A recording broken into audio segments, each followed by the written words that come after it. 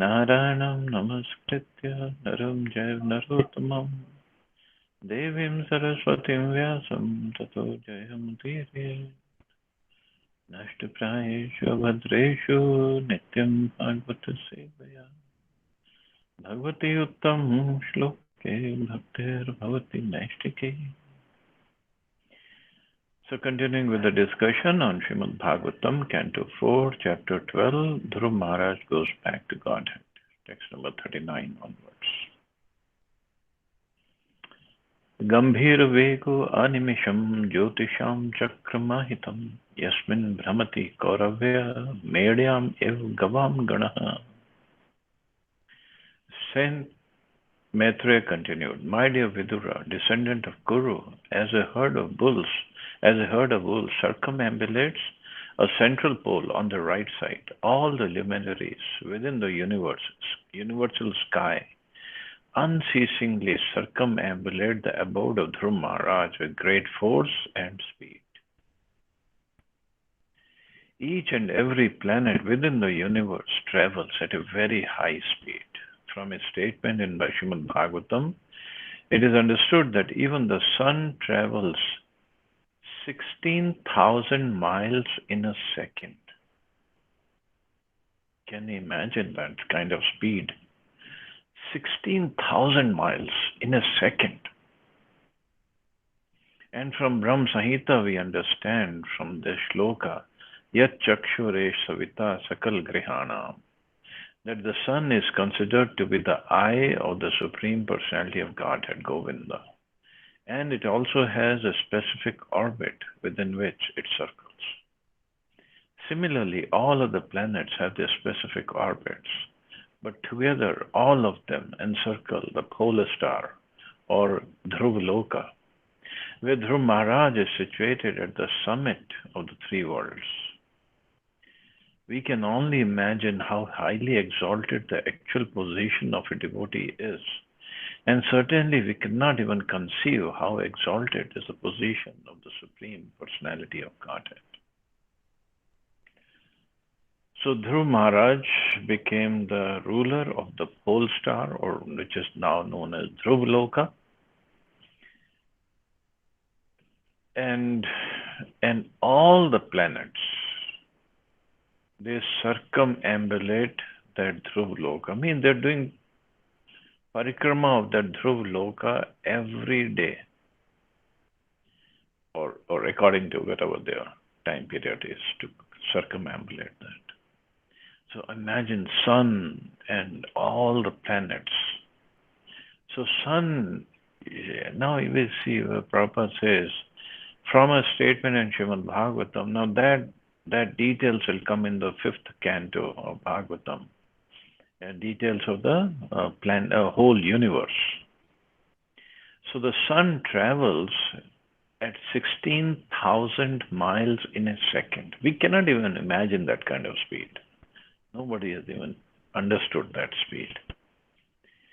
And as we know, sun goes around that Dhruvaloka or that Shishumar, we can say, or Mount Sumeru. And Earth rotates around the sun. So sun goes around Dhruvaloka and Earth is rotating around the sun. And moon is rotating around the Earth. Such a complex, I mean, just even if you look at only these three planets, that's it. It's such a complex system.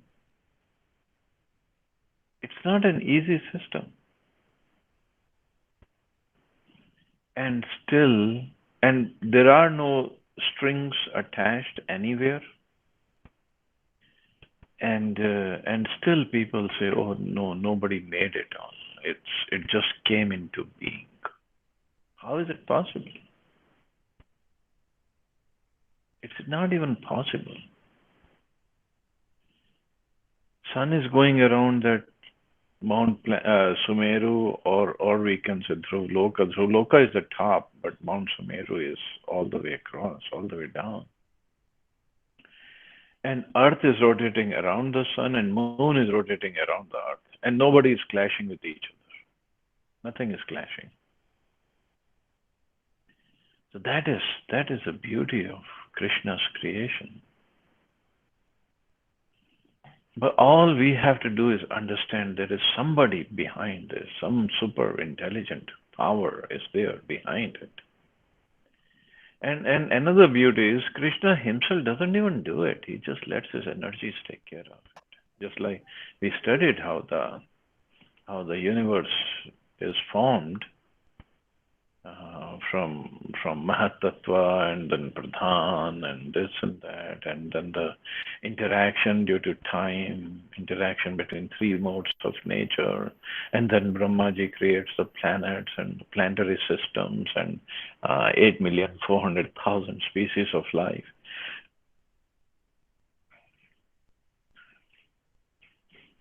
This is really amazing, the whole universe. And now Dhruv Maharaj, because of his devotional service and the austerities that he performed at such a level of austerity in such a short time, now just see how an exalted position he got. So Maitreya Rishi further says, Mahimanam vilokyasya narado bhagwan rishi Atodyam vidudan shlokan satre agayat prachetasam. After observing the glories of Dhruv Maharaj, the great sage Narad, playing his veena, went to the sacrificial arena of the Prachetas and very happily chanted the following verses. The great sage Narad was a spiritual master of Dhruv Maharaj. Certainly he was very glad to see Dhruva's glories. As a father is very happy to see the son's advancement in every respect, so the spiritual master is very happy to observe the ascendancy of his disciple. Now here in the shloka it says, he went to the sacrificial arena of the Prachetas. Now who are the Prachetas? So that will be explained. Their story will come from, I think, next chapter onwards. Text 41. Naraduvacha Nunam Sunite Patideva Devataya Stapah Prabhavasya Sutasya Tamgatim Drishtva Abhi Upayanapi Vedvadino Nevadhigantum Prabhavanti Kim Nripaha. The great sage Narad said, simply by the influence of his spiritual advancement and powerful austerity, Dhruv Maharaj, the son of Suniti, who was devoted to her husband, acquired an exalted position not possible to attain even for the so-called Vedantists or strict followers of the Vedic principles, not to speak of ordinary human beings. So simply by the influence of his spiritual advancement and powerful austerity. So Narad Muni was very pleased and very, very proud of his disciple Dhruv Maharaj, and he was going all over glorifying Dhruv Maharaj. But we'll see later that actually these Prachetas, they are the descendants of Dhruv Maharaj. So now is a huge time lapse between the previous shloka and this shloka. Previous shloka, Dhruv Maharaj is still going, or he has reached the topmost planet. And Prachetas are descendants of Dhruv Maharaj, who are doing austerities, who are doing sacrifices at certain place. So there is quite a bit of time lapse between the two. But Bhagavatam goes in a flow. In this verse, the word Vedvadina is very significant. Generally, a person who strictly follows the Vedic principles is called Vedavadi.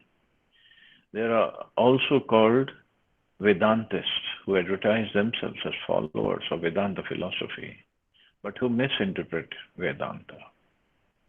The expression Vedavada Rata is also found in the Bhagavad Gita, referring to persons who are attached to the Vedas without understanding the purport of the Vedas. Such persons may go on talking about the Vedas or may execute austerities in their own way, but it's not possible for them to attain to such an exalted position as Dhruv Maharaj. As far as ordinary kings are concerned, it's not at all possible. The specific mention of kings is significant because formerly kings were also Rajarishis, for the kings were as good as great sages. Dhruv Maharaj was a king, and at the same time he was as learned as a great sage. But without devotional service, neither a great king or Kshatriya nor a great Brahman strictly adhering to the Vedic principles can be elevated to the exalted position attained by Dhruv Maharaj.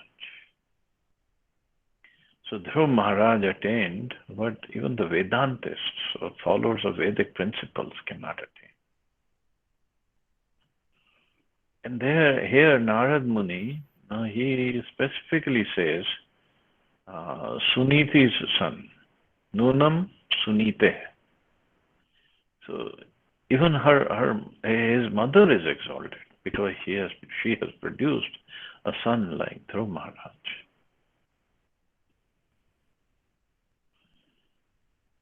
Yah panchavarsho gurudvara vaksharair bhinnen yato hridenduyata vanam madadesh karvajitam prabhum jigaya tadbhakta gunay parajitam. The great sage Narad continued, just see how Dhruv Maharaj, aggrieved at the harsh words of his stepmother, went to the forest at the age of only 5 years, and under my direction underwent austerity. Although the Supreme Personality of Godhead is unconquerable, Dhruv Maharaj defeated him with the specific qualifications possessed by the Lord's devotees. The Supreme Lord is unconquerable. No one can conquer the Lord, but he voluntarily accepts subordination to the devotional qualities of his devotees.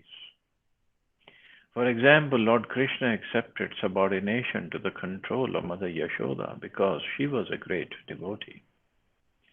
The Lord likes to be under the control of his devotees. In the Chaitanya Charitamrita, it is said that everyone comes before the Lord and offers him exalted prayers. But the Lord does not feel as pleased when offered such prayers as he does when a devotee, out of pure love, chastises him as a subordinate. The Lord forgets his exalted position and willingly submits to his pure devotee. Dhruv Maharaj conquered the Supreme Lord because at a very tender age, only 5 years old, he underwent all the austerities of devotional service. This devotional service was, of course, executed under the direction of great sage Narad. This is the first principle of devotional service, Ado Guru Ashraya. In the beginning, one must accept a bona fide spiritual master. And if a devotee follows strictly the direction of the spiritual master, as Dhruv Maharaj followed the instruction of Narad Muni, then it's not difficult for him to achieve the favor of the Lord. So Supreme Lord is unconquerable. Nobody can defeat him. Nobody can conquer over him. But only he gets conquered by what? By the love of his devotees. And that's what even he likes to do that. Just like Arjun. Arjun is such a great devotee of Krishna. Krishna became his chariot driver, became his chauffeur. And what kind of chauffeur? Arjun was ordering him, Krishna, take my chariot in the middle of the two armies. And Krishna took the chariot there. And not only that, when the war was going on and Arjun was busy shooting arrows, and when he had to tell Krishna whether to go left or right, he would, by his foot, he would hit him on the, not hardly hit him, softly touch him by his foot and give him indication where to go. And Krishna was enjoying that service to Arjun. That's his mood. The Lord likes to be under the control of his devotees. And the topmost devotee, Srimati Radharani, it is said Srimati Krishna has 64 qualities and Srimati Radharani has 25. And the 25th quality is she controls Krishna completely. By her love, of course, not by force. And this is the beauty of relationship between the Lord and his devotees. Nobody except the Vaishnavas. Vaishnava means anybody who's a devotee of Lord. In no, in Shri Vaishnavas are also Vaishnavas who worship the Lord, or who has a relationship with the Lord in awe and reverence, like lots of respect. But those who are in relationship with the Lord in the mood of love, nobody can understand this love or this mood of devotees towards the Lord. They don't treat Krishna as God. And this is what bewilders people. God is God. How can you treat him like a little baby, or like your lover, or like your friend, a friend in the way that you put hands on his shoulders, like cowherd boyfriends used to do? People cannot understand. And that's when they misunderstand the position of Krishna also. Krishna, he could be the lover of gopis, or the conjugal lover of the gopis, or friends of Gwalbals, or the little baby, little boy of Nanda and Yashoda. But he is still the Supreme Personality of Godhead. He does not act in that way with his devotees, intimate devotees. But that doesn't mean he is not the Supreme. He is the Supreme Personality of Godhead. That's for sure. So that's why people cannot those who don't have that kind of love, they cannot understand what kind of relationship these guys are having with Krishna. And they cannot really appreciate that either.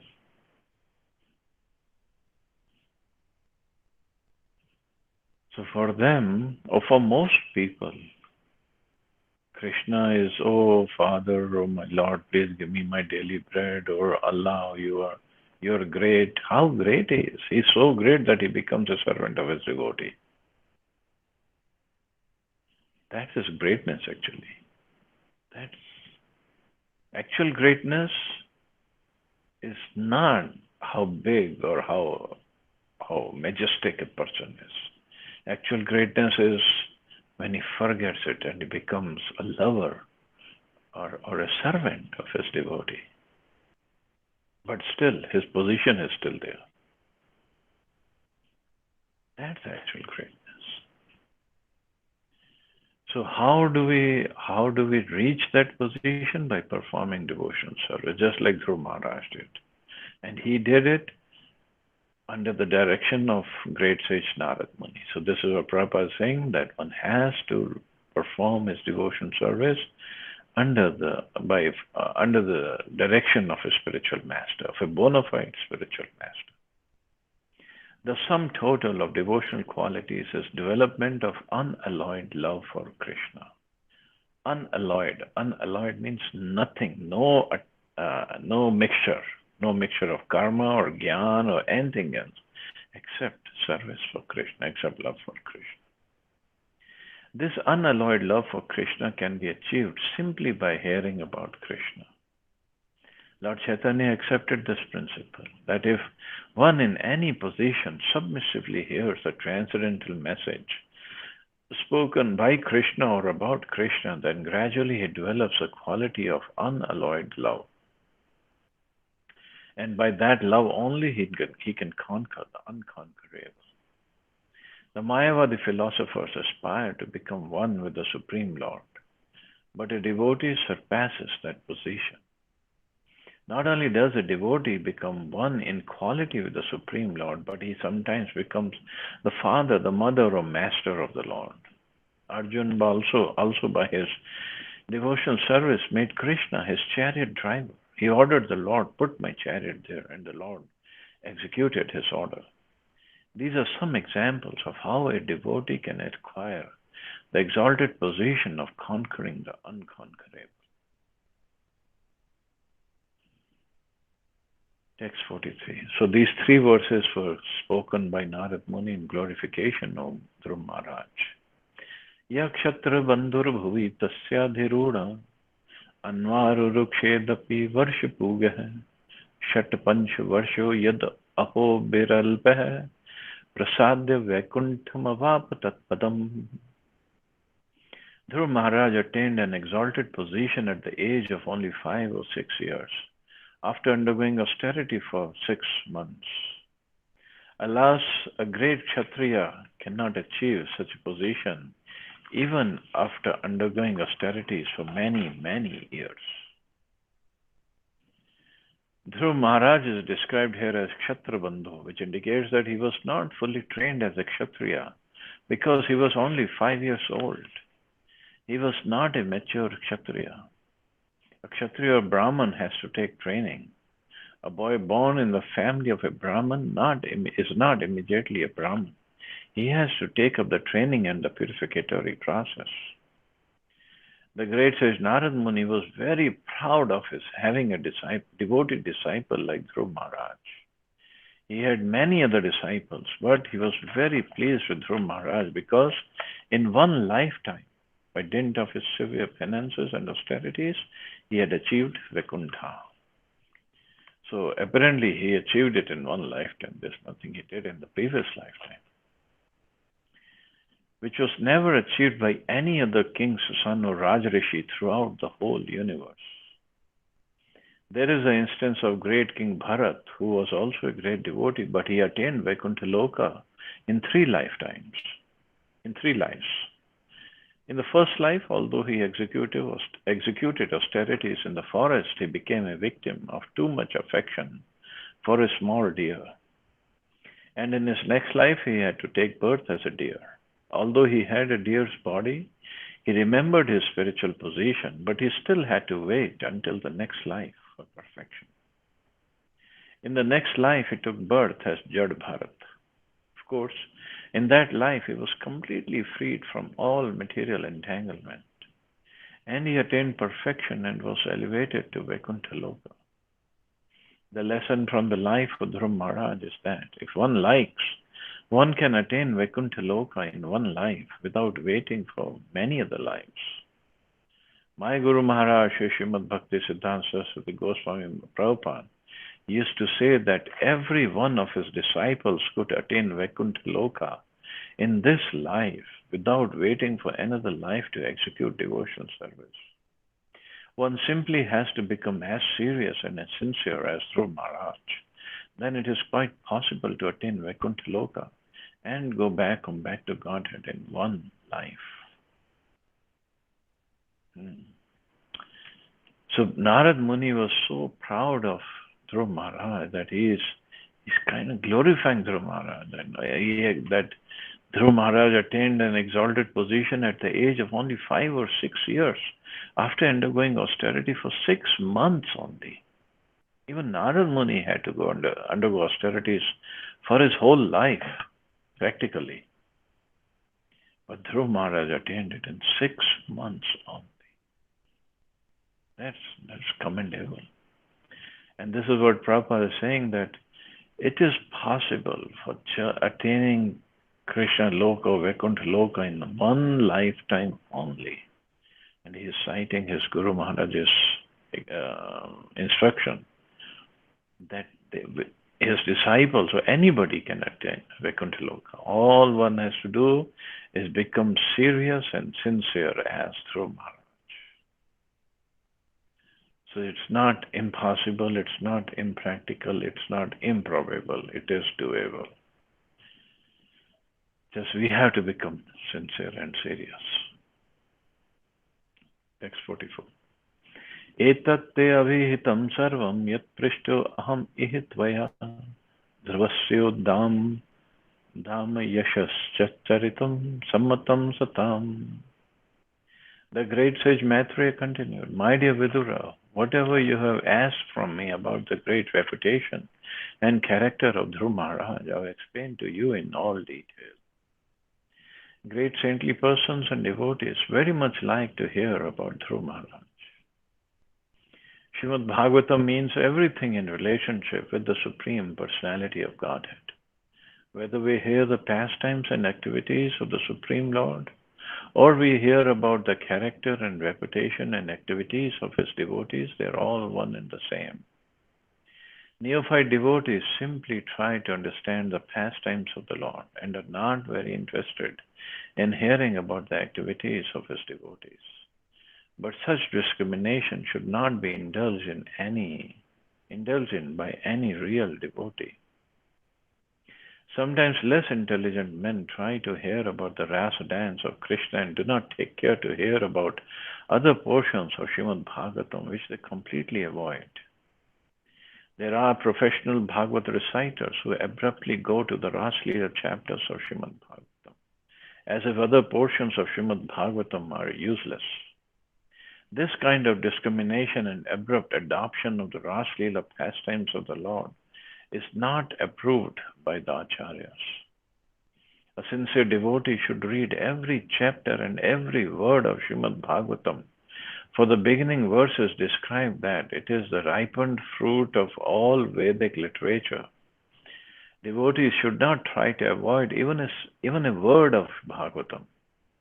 The great sage Maitreya therefore affirmed herein that the Bhagavatam is sammatam satam, approved by the great devotees. And this is what he says. Great saintly persons and devotees very much like to hear about Dhruv Maharaj.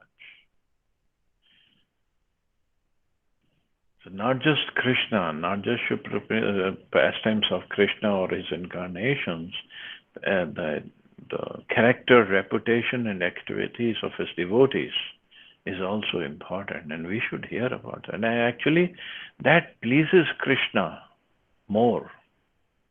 Because he loves his devotees. And if somebody is glorifying his devotees, somebody is eagerly listening to the glorification of his devotees, how pleasing would that be to the Supreme Lord? And at the same time, when we hear about devotees like Dhruv Maharaj, and later on we'll study about Prahlad Maharaj, or earlier Yudhishthira Maharaj, or other devotees,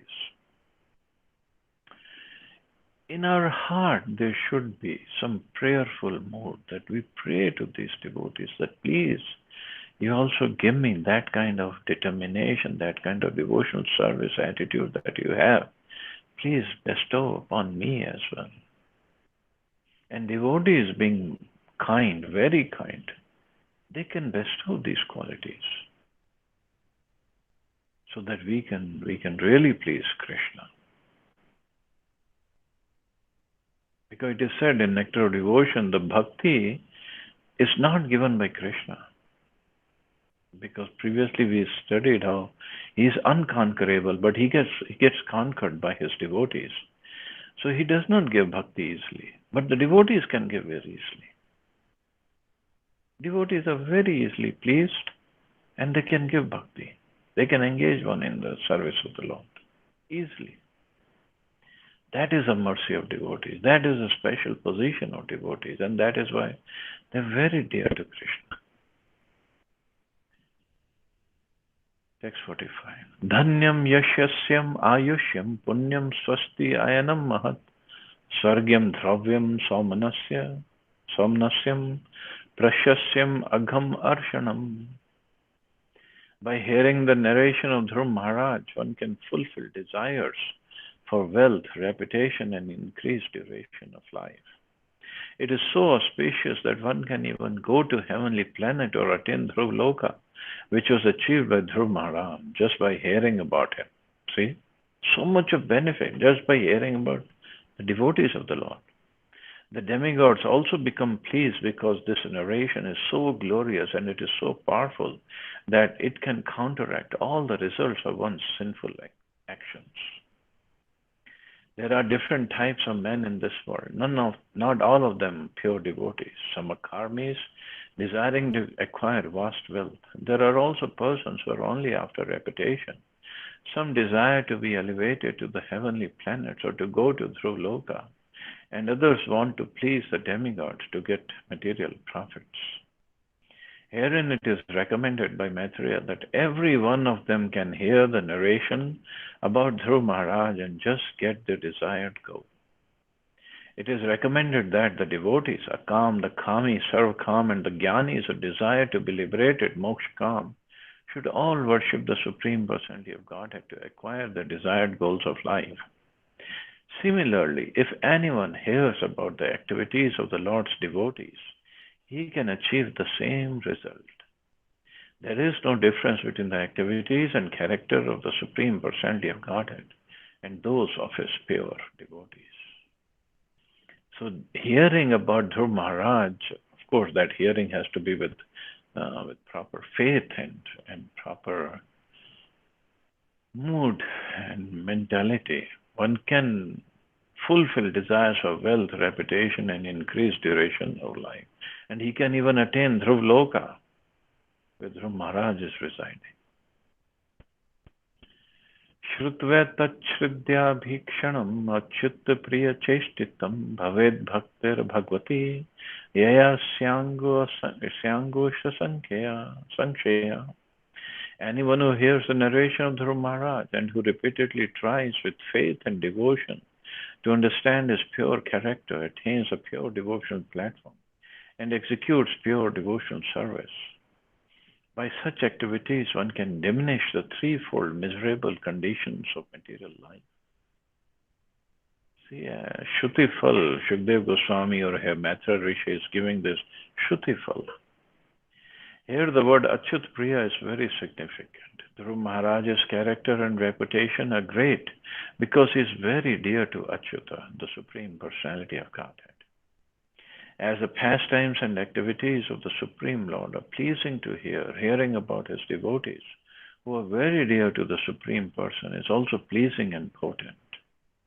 If one simply reads over and over again about Dhruv Maharaj by hearing and reading this chapter, one can attain the highest perfection of life in any way he desires. Most importantly, he gets a chance to become a great devotee. To become a great devotee means to finish all miserable conditions of materialistic life. So devotee means no more miserable condition, no more adidevik, adibhotik, adhyatmik klesh, nothing. And how can achieve? Just read these chapters of Dhruv Maharaj, starting from when he was trying to get onto the lap of his father. Mahatvam ichchatam tirtham shrotu shila dayo gunaha yatra tejas tadichunam mano yatra manasvinam. Anyone who hears this narration of Dhruv Maharaj acquires exalted qualities like him. For anyone who desires greatness, prowess, or influence, here is a process by which to acquire them. And for thoughtful men who want adoration, here is a proper means. In the material world, everyone is after profit, respectability, and reputation. Everyone wants a supreme exalted position, and everyone wants to hear about the great qualities of exalted persons. All ambitions which are desirable for great persons can be fulfilled simply by reading and understanding the narration of Dhruv Maharaj's activities. See, again, one has to have faith. Otherwise, people might say, oh, what is there to hear about a 6-year-old boy? What's a big deal? No, this is what Srimad Bhagavatam says. If we hear about him, then so much of benefits we can achieve. And devotion service as well.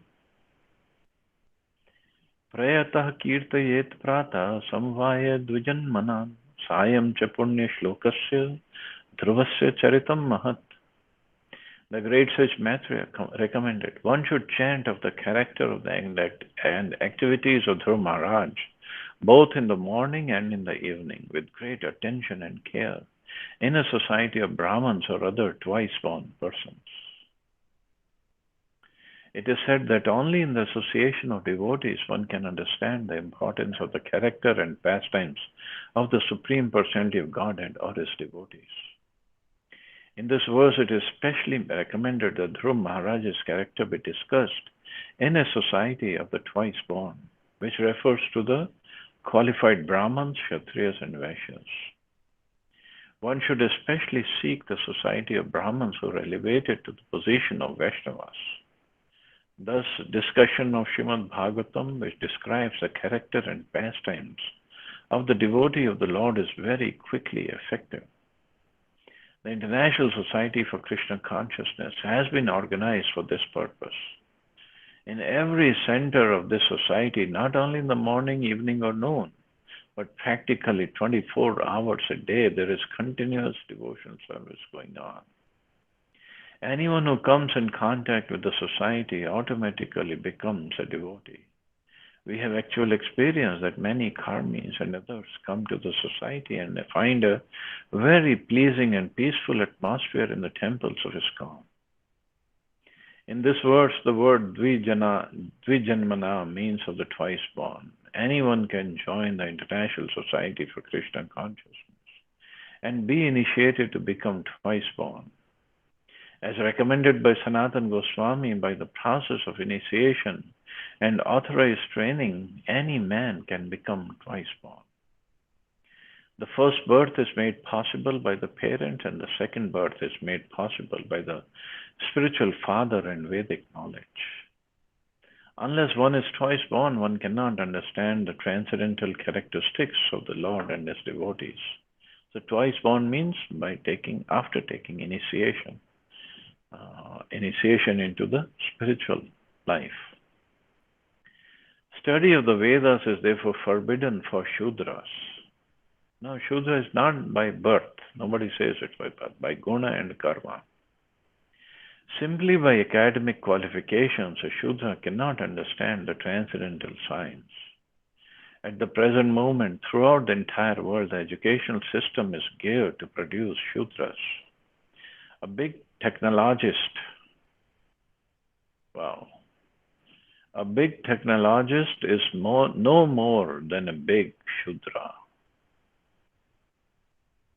Kalo Shudra Sambhava. In the age of Kali, everyone is a Shudra. Because the whole population of the world consists only of Shudras, there is a decline of spiritual knowledge and people are unhappy. The Krishna consciousness movement has been started especially to create qualified Brahmins to broadcast spiritual knowledge all over the world, for thus people may become very happy. So this discussion of character of Dhruv Maharaj should be done in the assembly of Brahmins or twice borns, or the devotees basically, those who have faith. So those who don't have faith, if we discuss in that assembly, will not develop any faith, and we might go opposite of what is required. We might commit offenses. Text 4950. Purnamasyam sinivalyam dvadashyam shravane atva dinakshe vyati pate sankrame arkadine api va Shrave Shraddhadhananam Tirtha Padapadashraya Nechans Tatratmanatmanam Santushta Iti Siddhyati. Now he's going to say when we can hear. Persons who have completely taken shelter of the lotus feet of the Lord should recite this narration of Dhruv Maharaj without taking remuneration. So no money exchange should be there. Specifically, recitation is recommended on the full moon or dark moon day, on the day after Ekadashi. So, today is the day after Ekadashi. On the appearance of the Shravan star at the end of a particular tithi or the occasion of Vyatipad, at the end of the month or on Sunday. So, such recitation should, of course, so it's Sunday also in India, at least in India it's Sunday. Such recitation should, of course, be performed before a favorable audience. When recitation is performed this way, without professional motive, the reciter and the audience become perfect. Professional reciters may ask money to extinguish the blazing fire within their bellies. Prabhupada has a beautiful way of saying things. extinguish the blazing fire within their bellies means it just to fulfill their belly demands. But they cannot make any spiritual improvement or become perfect. It is therefore strictly forbidden to recite Srimad Bhagavatam as a profession to earn a livelihood. Only one who is completely surrendered at the lotus feet of the Supreme Personality of Godhead, depending fully on Him for personal maintenance or even for maintenance of his family, can attain perfection by recitation of Srimad Bhagavatam, which is full of narrations of the pastimes of the Lord and his devotees. The process can be summarized as follows. The audience must be faithfully receptive to the Bhagavad message, and the reciter should completely depend on the Supreme Personality of Godhead. Bhagavad recitation must not be a business. If done in the right way, not only does the reciter achieve perfect satisfaction, but the Lord also is very satisfied with the reciter and the audience. And thus both are liberated from material bondage simply by the process of hearing. So when the person is proper reciter and the audience, just like Shukdev Goswami and Parikshit Maharaj, Sutta Goswami and those sages in Naimisharanya, and now Maitreya and Vidura, when these kind of speaker and the audience is there, then the desired result of transmission of devotional service can take place, or increase of devotional service can take place. If somebody who speaks only after paid certain amount of money, well, neither him, because he is after money, he is not after devotional service. Look at Dhruv Maharaj. He gave up everything. He performed austerities to get a kingdom better than even Lord Brahma. But when he saw the Supreme Lord, his heart was completely purified. And he didn't even ask for anything. When Kubera got pleased with him, he didn't ask for anything except faith and devotion service to the Supreme Lord. So now, if somebody who's professional reciter, means who's demanding money to speak on these topics, how he can extol the glories of Dhruv Maharaj, who was not after money or any material benefits. And that person, that kind of reciter, how he can even glorify the devotional service, because he himself is not doing it. So that is why people who go to these places to listen to these people as Bhagavatam speakers, they do not really get full benefit of listening to Bhagavatam. They'll get some benefit because Bhagavatam is purifying anyway, but not the full benefit. And that too when the speaker will interpret in his own way. So what kind of benefit the audience will get? Jnanam agyatattvaya yo dadyata satpathe amritam kripalor deenanathasya devas tasya anugrihnate. The narration of Dhruv Maharaj is sublime knowledge for the attainment of immortality. Persons unaware of the absolute truth can be led to the path of truth. Those who out of transcendental kindness take on the responsibility of becoming master protectors of the poor living entities automatically gain the interest and blessings of the demigods. Jnanam agyat means knowledge which is unknown almost throughout the entire world. No one knows actually what is the absolute truth. Materialists are very proud of their advancement in education, in philosophical speculation, and in scientific knowledge. But no one actually knows what the absolute truth is. The great sage Maitreya therefore recommends that to enlighten people about the absolute truth, tattva, devotees should preach the teachings of Srimad Bhagavatam throughout the entire world. So absolute truth. Absolute means there is no relativity. There is no relative position. Everything is there. That is the Supreme Lord.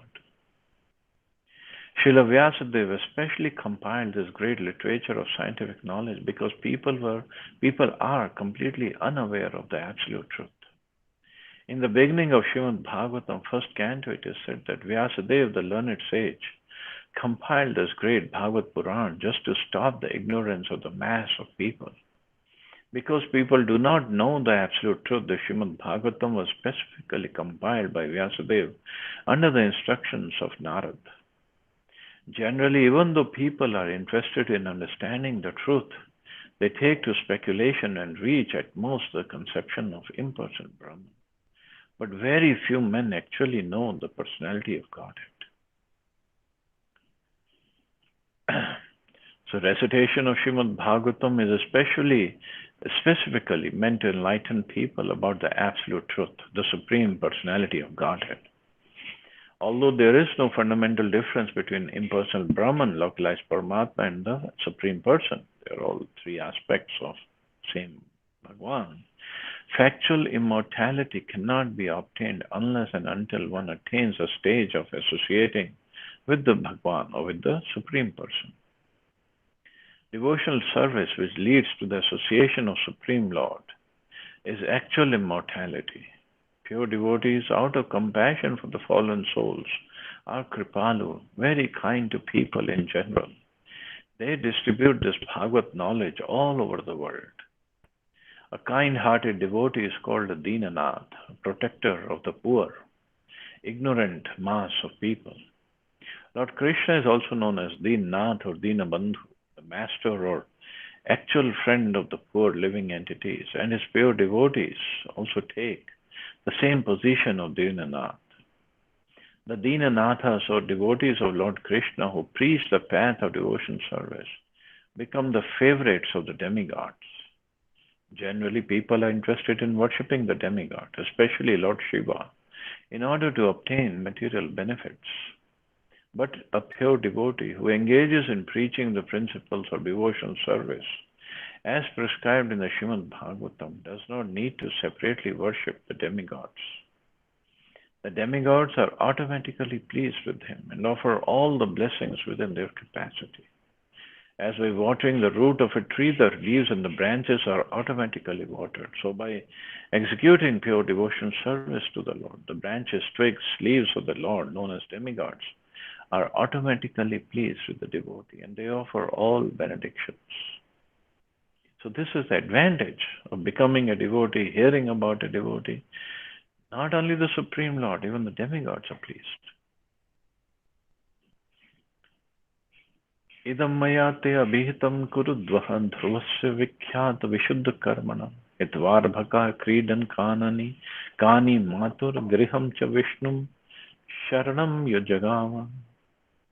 The transcendental activities of Dhruva Maharaj are well known all over the world, and they're very pure. In childhood, Dhruva Maharaj rejected all kinds of toys and playthings, left the protection of his mother, and seriously took shelter of the Supreme Personality of Godhead, Vishnu. My dear Vidura, therefore conclude this narration, for I have described to you all these details. It is said by Chanakya Pandit that life is certainly short for everyone, but if one acts properly, his reputation will remain for a generation. As the Supreme Personality of Godhead, Krishna is everlastingly famous, so the reputation of Lord Krishna's devotee is also everlasting. Therefore, in describing Dhruva Maharaj's activities, two specific words have been used: Vikhyat, very famous, and Vishuddha, transcendental. Dhruva Maharaj is leaving home at a tender age and taking shelter of the Supreme Personality of Godhead in the forest is a unique example in this world. And just imagine this incident happened in the Satya Yuga of Swayambhuva Manu, and towards the beginning of Satya Yuga, Swayambhuva Manu's period. And now it is Vavasvat Manu. Swayambhuva Manu was the first Manu. Vavasvat is seventh Manu. Huge time difference been there. But even before we read about Dhruva Maharaj here in Bhagavatam, we had heard about him. We had heard some stories about him. So that is the potency of a pure devotee. He is glorified through all this time, and everybody knows about him. Can we think of anybody, any cricketer or any movie star being even known after 100 years? Nobody will even bother about him. But here, Dhruv Maharaj, he's been glorified even today and forever to come. So that is a benefit of becoming a devotee. So it's just a win-win situation for everybody. So there ends the 12th chapter. So tomorrow we'll start the 13th chapter. See anybody has any questions or comments?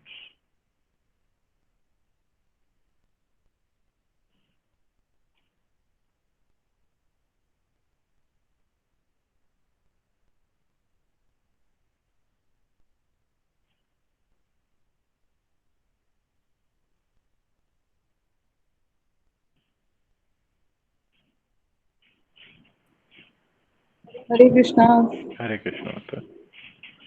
Thank you, Prabhuji. Thank you, Mata. Prabhuji, beautiful chapter, beautiful verses. Each and every word is touching my heart. Mm-hmm. Beautiful. Very nice. Yeah.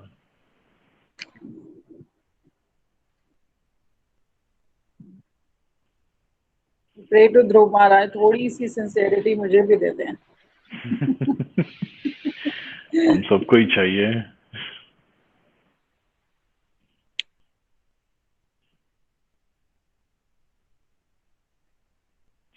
So I guess we can stop here. You all have a wonderful and safe day. Hare Krishna. Jai Shri Prabhupada. Hare Krishna, Jai Srila Prabhupada. Thank you, Prabhuji.